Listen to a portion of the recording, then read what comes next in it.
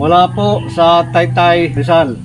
Long range locator, triple antenna, isang aura meter, isang pares na single antenna. Lahat po ito ay binabalahan. Ano yan?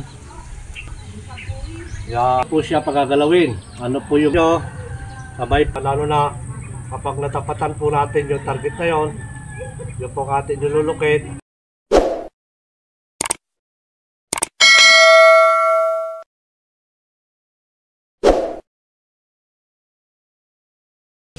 Isang mapagpalang araw po at magandang buhay sa ating mga kababayan, sa ating pong mga katiits. Mula po sa Taytay, Rizal. Long range locator, triple antenna, at isang aura meter. Ganoon na rin po itong isang pares na single antenna. At muli po mga kababayan, samahan nyo ako sa pagdidemo ng pinusuan po ng ating mga katiits.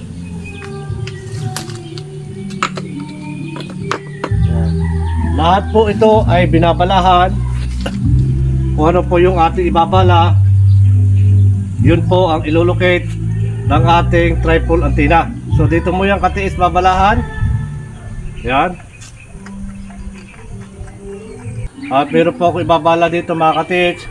Ito po yung ring na 24 carats na ibabala sa long range locator triple antenna.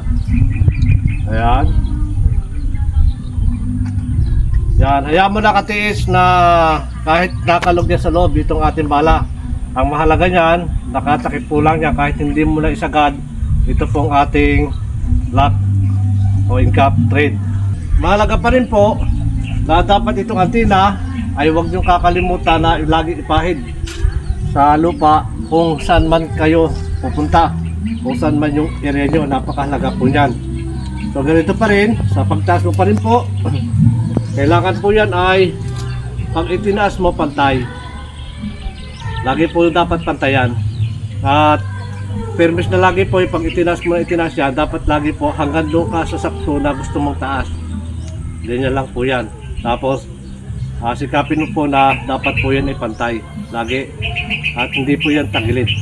Ayan. At kapag itinaas mo po ganyan, bundo, at pakiramdaman mo na po itong dulo ng antenna kung saan siya hihila. So meron po tayo ilulukit dito mga katiits. Ito naman po yung yan, necklace po yan na 14 carats. Ito po yung ilulukit ko.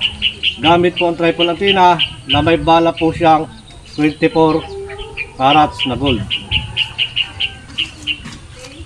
Yan, ito katiits. So katiits, mula pa rin po sa baba. Kaya ganyan po yung gagawin. Pag ganyan po dyan, ay turo agad po yan. Kaya ganun na po yan, kabilis. Lalo na yan. Kaya ganun po kabilis yung ating. Yan. Yan na yan. Ito pa rin natin. Ayan. Ganyan po kalakas yung triple antenna na kapag hinihila po ng aura ng gold. So sigap lang mga katiits.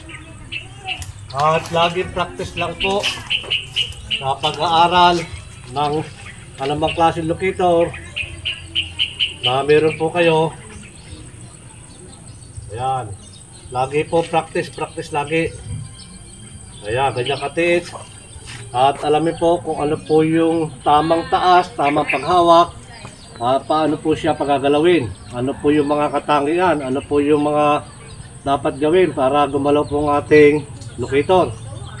So yan po ay sa pamamagitan ng ating kaisipan, ng pulso, ng kalooban, na dapat po natin pahalagaan kung paano po pinapagalaw yung ating locator. So ito katiits, aking po tatapatan. Yan. Yan, pag tinapatan po yan, ito pong ating triple antenna ay magbibigay po yan ng signal kapag natapatan po yan. Yan. nagsisimula na po yung pag-ikot ng ating triple antenna. Ayan, ito katiits. Yan na po. At bumubuo na po ulit siya ng frequency. Kapag buo na po yung kanyang frequency, ayan, magaan na po yung kanyang pag-ikot. At dahil ito po ay nalagyan natin ng WD-40, ito pong ating bearing. Ayan, ito mga katiits. Ito po yung triple antenna. Nakasama po sa in-order yung single antenna at saka po aura meter. Ayan na katiits. Napag-ikot pa rin po ng ating triple antenna. Ayan, ay buo na po yung kanyang frequency. At muli po mga kababayan, ay muli ko pa rin pong i-demo dito pong ating single antenna. Yun po yung pagkakaiba na kapag triple antenna, hanggang doon lamang po yung kakayanan niya na kapag tinapatan ay iikot at nakakapagturo din po siya ng pangmalayuan. At kapag dito po ay magagamit mo rin sa paghanap ng entrance ng tunnel, sucker deposit, closed tunnel, kapag meron ka po ditong itutuwang na katulad po ng Japanese one o isang single antenna kapag meron ka pong triple antenna. Ito pa rin mga katiits. Ito po yung single antenna na isang pares po siya pang long distance. Pang malayuan po yan. At kapag dalawa po ang single antenna, ay yan po ay pwede na gamitin sa paghanap ng entrance ng tunnel, sucker deposit, at kapag natapatan mo ay magkocross at nakapag-estimate din po ito ng lalim, sukat, kung gaano po yung kalalim yung ating hukayin. Ayan, dahil sa pamamagitan po ng kaliwa ay negative, ito naman po ay positive. So ito mga kababayan, dito na rin po yung bala na 24 carats. Ipakikita ko rin po sa inyo yung pinagkaiba ng dalawa. Pero dito po ito mga katiits ay pang long distance. Yan. Ito pa rin mga katiits, mula pa rin sigapin nyo po yung pagtaas. Dapat lagi po yung taas kung paano po tinataas yung kanan, ganun din po ito. Dapat pantay po sila. So kapag magpapagalaw po kayo, magpapaikis po kayo nito, huwag po yung nakagaya na angat po ito. Kailangan pag itinaas po nyo yan, kontrolado na po ninyo yung sasayad po ito dito at hindi po nakataas itong ating ganito. So ganito katiits. Yan, mula pa rin sa baba. Yan. Doon na po agad siya nagtuturo. Yan. Yan, sabay po yan. Kung mapapansin nyo, sabay po yung paggalaw niya. Ayan. Ano po yan? Yan. Yan mga katiits. Yan, ganyan po yan. Ito pong ating single antenna. Nakapag natapatan, natapatan ko po yan. Hindi pa tayo nakalapit mismo sa gold. At makikita nyo po yung dulo, malapit na po siya. Ayan, lalo na po pag natapatan na po natin dyan. Ayan. Ganyan po yung kaibahan ng single antenna na kapag dalawa siya at yung ito naman po ay binalahan mo ng tunnel ay naglalakad ka po niya sa bundok, lukit mo na po yung entrance na closed tunnel at gusto mong malaman kung saan po nakatapat yung pinagdaanan po ng tunnel sa ilalim. Kapag naglalakad ka po ganyan at bahala mo pang tunnel, lalakad na bigla po yung magkukross, doon malalaman mo na po doon na nandun po yung sa ilalim yung tunnel. Ito pa rin mga katiits. Ayan. Kaya sikapin nyo po na yan, na mapag-aralan nyo po kung paano pinapagalaw yung pong ating locator. At muli naman po ay i-demo pa rin yung aura meter. Ayan, ito po ay mahalaga at ginagamit sa pag-estimate po ng lapad, laki, na kung saan lumalabas po yung aura ng gold, na magagamit din po ito. At mahalaga kapag naghukay na tayo, mahalaga po ito na ginagamit sa ilalim.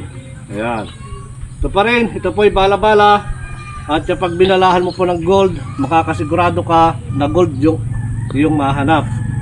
Ayan, kaya pa rin. Ito pa rin mga katits, sa paggamit mo pa rin po nito, kailangan una po niya ititindig mo muna siya, dapat tindig po yan. At sa may bitawan po yan. Ayan. Ganyan po ang style po ng ating, ayan, ganyan po yung paggamit natin ng autometer. Kailangan ititindig mo muna po yan at tapos dandaan mo siyang bitawan para yan po ay kuhan. Yan, hila po agad yan. Papunta po agad doon sa ating target. Ayan. Yan, ito pa rin mga katits. Ito pa rin, yan po yung ating target. Ayan. Yan pa rin yan. Yan po yan ang paggalaw ng ating aura meter. Ayan, ganyan po yan. Lalo na kapag natapatan po natin yung target na yon, yung po ating nilulukit at kahit saan po lumalabas yung aura ng gold o singaw, ay doon po malulukit ng ating aura meter. Ayan, ganyan po yan. Magaan po yung kanyang paggalaw at hindi po yan,